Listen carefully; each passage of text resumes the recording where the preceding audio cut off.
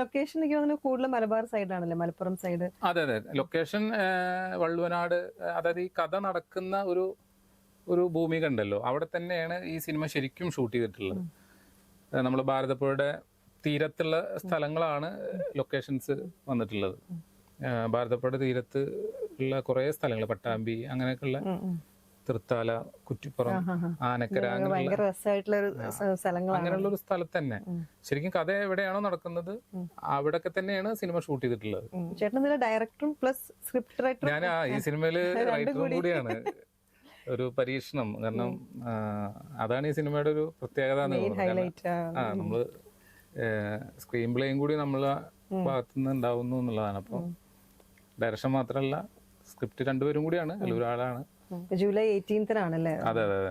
അപ്പൊ എല്ലാവരും എനിക്ക് തോന്നുന്നു ഒരുപാട് പ്രതീക്ഷയോടെ കാത്തിരിക്കുന്ന ഒരു മൂവിയാണ്. അത് വൻ ഹിറ്റ് ആവട്ടെ.